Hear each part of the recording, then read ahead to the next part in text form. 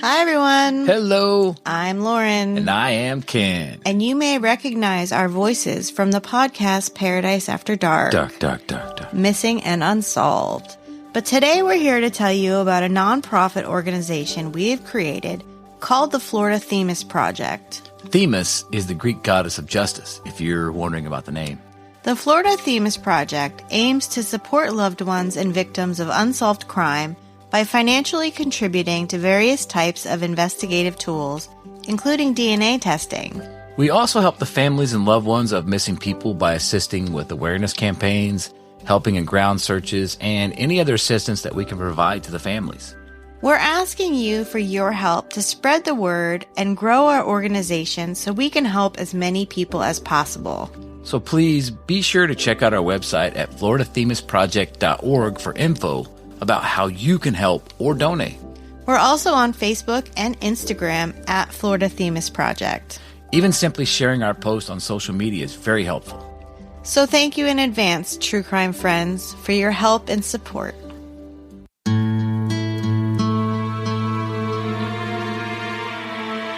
Hi, everyone. Hello. I'm Lauren. I am Ken. And this is Paradise After Dark. Dark. Missing and Unsolved. This is a Palmahawk Media production covering true crime, missing people, unsolved crimes, and cold cases. Please check out our website, paradiseafterdark.com. On the website, you'll find links to all of our episodes, even the archived ones, our mailing list, merch store, and links to our social media. We also have a cute little virtual tip jar there, so if you leave us a tip, we'll give you a shout out on the show. So, Lauren. This week, we are discussing unsolved gun violence in Collier County, Florida. In the serene landscapes of Collier County, a darker narrative unfolds, one that often gets overshadowed by the sun-soaked beaches and vibrant community life. While our region is celebrated for its natural beauty and friendly neighborhoods, there's a bit of an unsettling undercurrent of gun violence that's rarely addressed in the headlines. Now, today, we're shining a light on 5 unsolved cases from the past 5 years that involve young people, this reminding everyone that silence isn't an option when it comes to justice.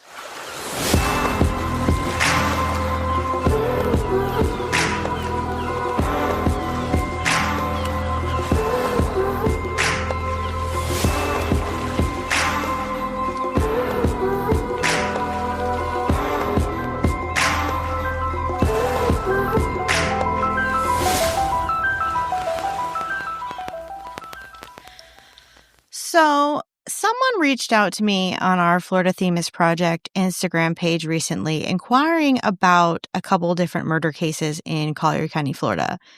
These 2 victims were classmates, and this person was wondering if we could find out what was going on with the cases and whether they were even solved or not. There was virtually nothing in the news or online about them.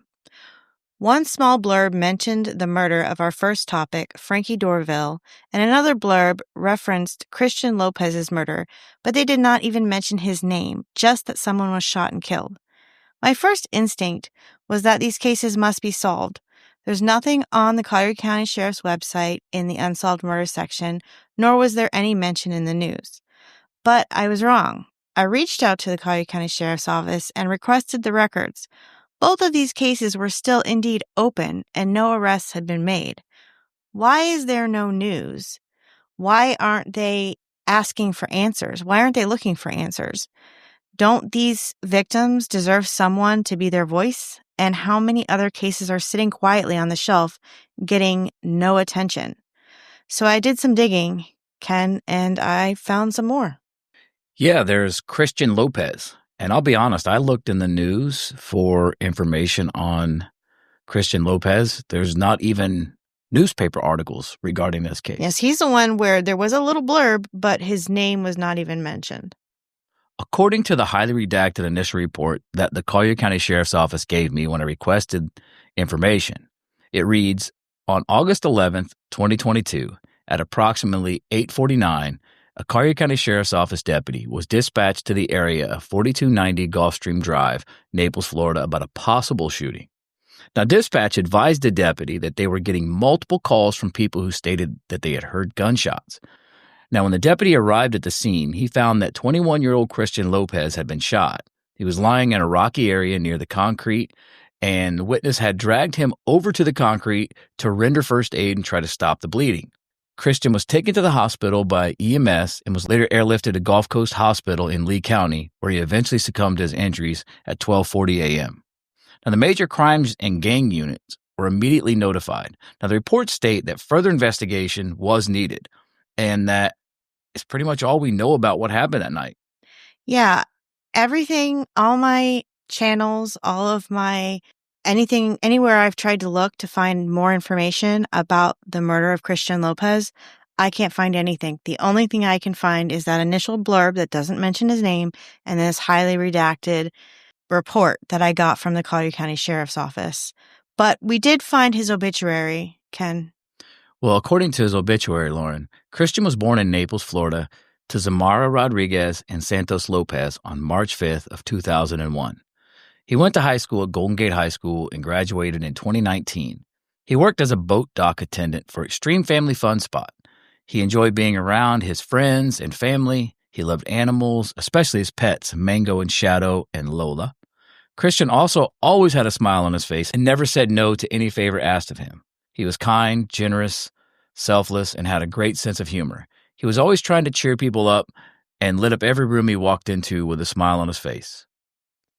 And we will be posting photos of Christian Lopez on our social media to go along with this episode, so please keep an eye out for that.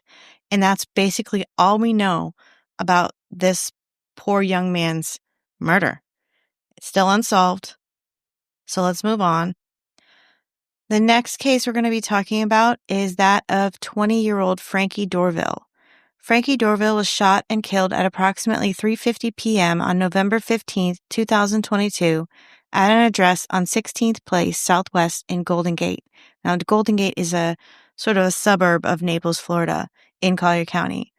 According to another highly redacted police report, on November 15, 2022, at approximately 3:57 p.m., a Collier County deputy responded to the address of the incident in reference to shots fired. Dispatch advised the deputy that there was a person shot in the head. Dispatch continued to give updates that two males left in a black Kia Soul. The black Kia possibly headed towards McDonald's on Collier Boulevard. Collier County Sheriff's units and other units were responding to the scene of the shooting and the McDonald's, checking the area for the vehicle. Aviation had responded to the area, and a bolo was sent out for the suspect's vehicle. There was another update that the black Kia Soul was possibly heading to the Mir Soliel apartment complex, which is approximately 3 miles from the McDonald's and half a mile from the crime scene. Another bolo was sent out for that area with negative results. The deputies arrived back at the scene and noticed a black male lying face up in the doorway of the apartment. There was blood on the floor next to Frankie Dorville's head, and the deputy noticed a gunshot wound to the forehead. Frankie was dead on arrival. There were numerous shell casings found in front of the apartment building. In the call comments, the deputy was advised that two males were in a black Kia Soul who had been over earlier with a gun, then later returned, and 6 to 7 gunshots were fired.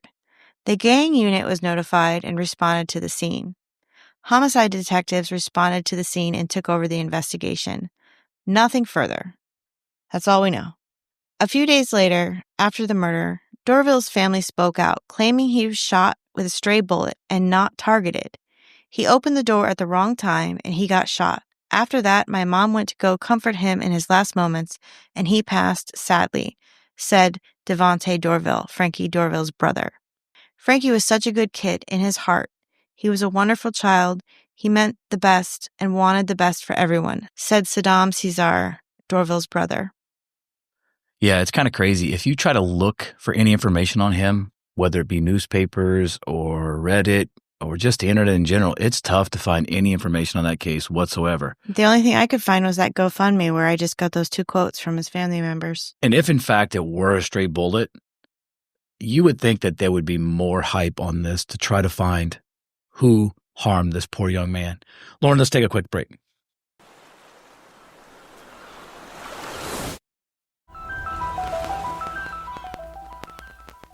Okay, and we are back. Okay, Lauren, this next case is about Daisha Arthur. This one blows my mind a little, and I'll explain to you why in a moment. And of course, I'll discuss a few things. Let's talk about Dacia Arthur for a moment. On November 16th, 2024, that's less than a year ago. It's not very long ago. The detectives investigated a report of a shooting at a large gathering at 3035 64th Street Southwest. And according to the sheriff's office incident report, homeowner Alex Torres informed deputies that he had rented the house during the shooting, emphasizing that parties were prohibited. I believe this was to be like an Airbnb. Okay. Now, authorities noted that Torres had observed a party using his home's cameras. Makes me a little nervous with an Airbnb. Now, 2 sheriff's deputies were situated on the second floor when they heard several gunshots and noticed a muzzle flash on the street. Wait a minute. Hold on.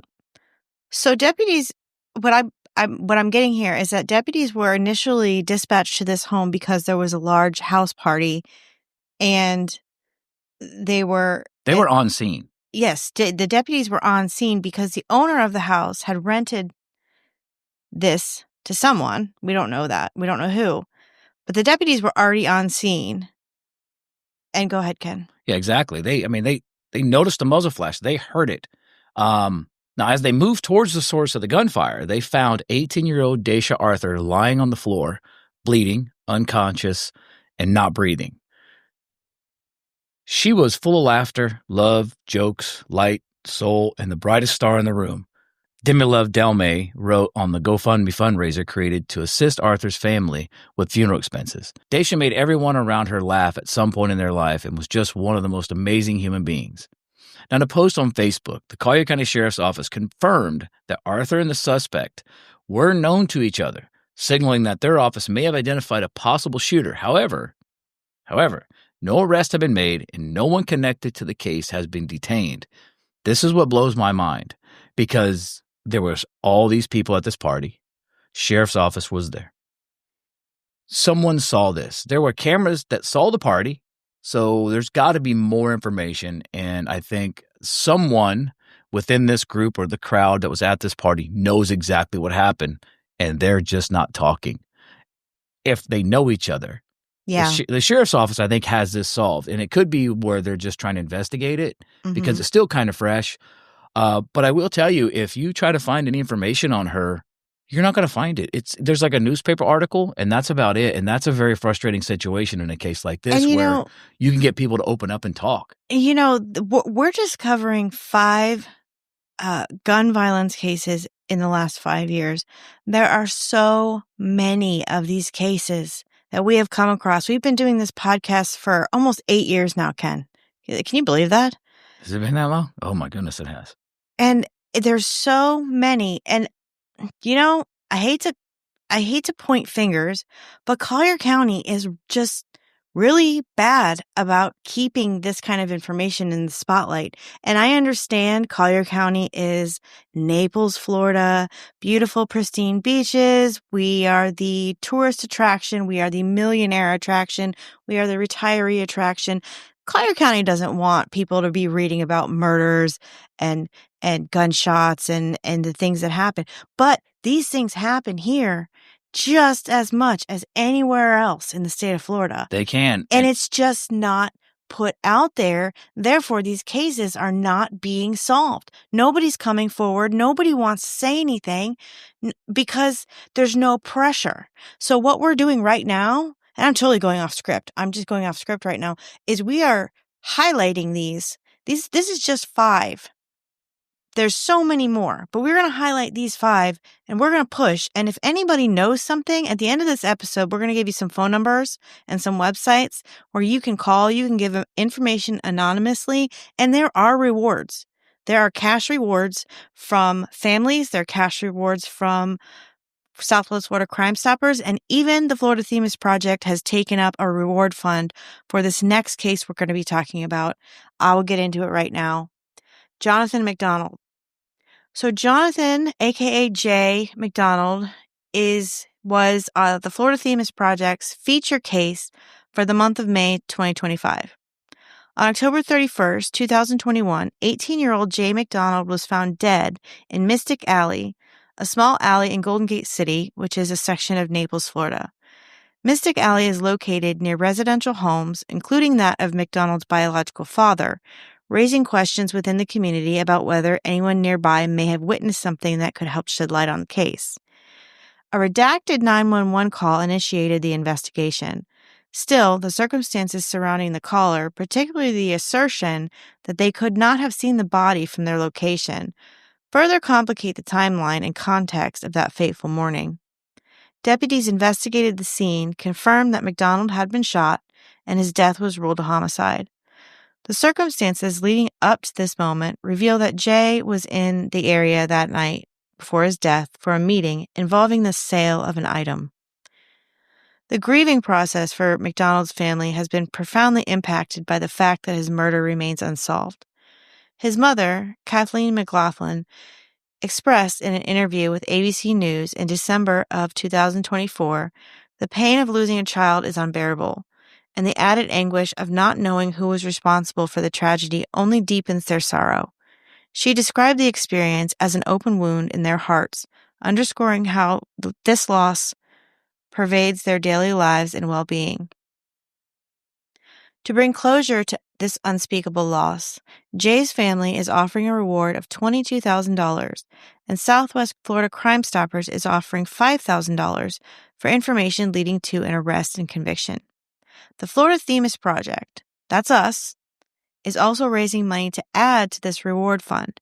Our goal is $3,000 to make the total reward an even $30,000. A link to this fundraiser will be posted in the show notes. We hope that despite the passage of time, someone will find the courage to come forward with clues or knowledge regarding this case. Lauren, you mentioned earlier about, how everything kind of gets hidden or swept under the rug. Remember, if you talk about us doing this for 8 years ago when we had our list of names for what our podcast was to be called, the reason we're called Paradise After Dark is because we live in paradise. Things happen after dark, but then when paradise happens again the next day and the sun comes up, you don't hear anything else about it. That's right. And that was where we get our name from, Paradise After Dark, because in paradise, it is a little shady after hours. Yeah, and but we don't hear about it. We need to shed light on this because it's a problem. There's these young people that are being murdered, and I hate to say that it's just being swept under the rug. Well, I think if there was more... If more of this was put into the news, more information was out there, and there was just like a steady flow trying to find these people, these murderers, I think it would be a great justice to the victims to kind of push this. And if they're not going to, well, we're going to. We're going to do what we can to put the names out there. So, well, let's talk about another one. And this one, at least we have a little more information. We're just looking for someone. Right. Aaliyah Gonzalez. So let's talk about Aaliyah Gonzalez.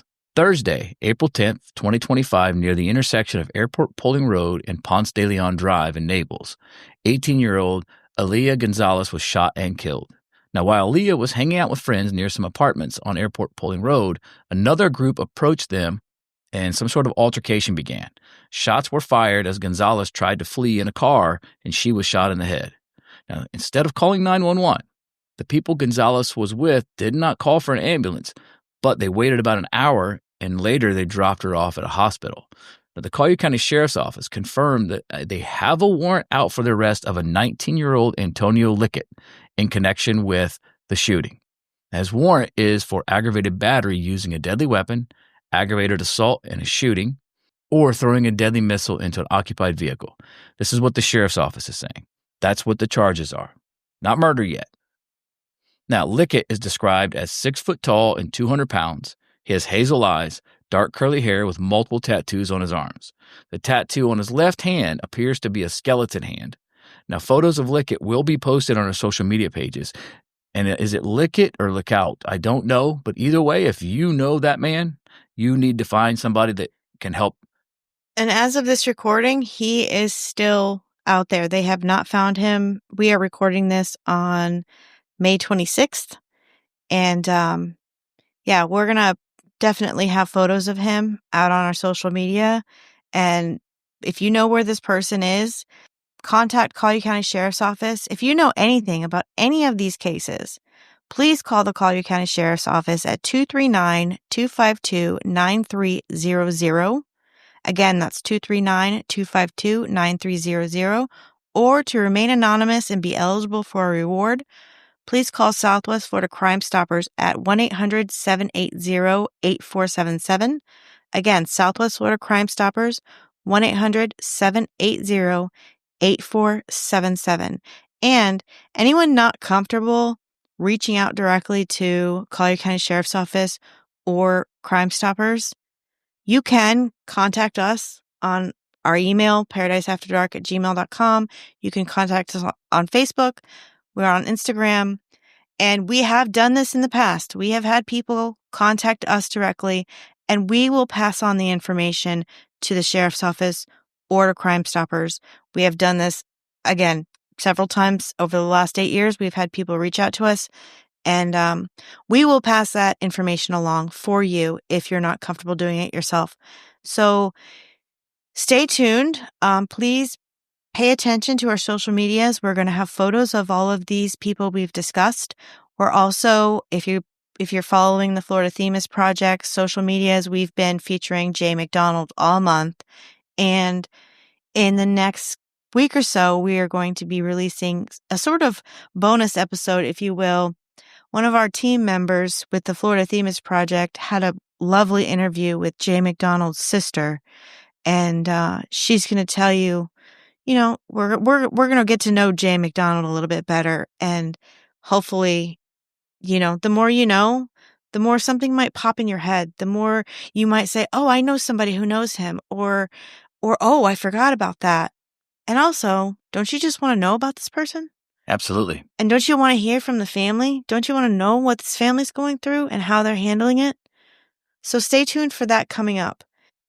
Also, please, when you go to our social medias and you see those, share them. When you see these cases, go to Florida Themis Project, whether it be Palmahawk Media, Paradise After Dark, whatever you got. If you see something, share something, please.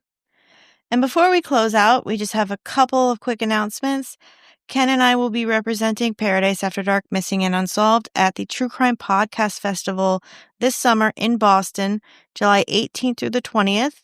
You can get your ticket. Use promo code PAD20, PAD20, and that will get you 20% off of your ticket. And we will be at CrimeCon in Denver, Colorado, September 5th through the 7th. And again, get your ticket. Use our promo code PARADISE, all one word, Paradise, for 10% off your ticket to CrimeCon. These are two amazing events that we're going to be at. If you live in the area, I know we're Florida, but we're traveling all over. So I know we have listeners all over. We do have listeners all over. So if you haven't gotten your ticket to either of these events, if you plan on attending, please use our promo code, get yourself a discount, and we hope to see you there. Yep.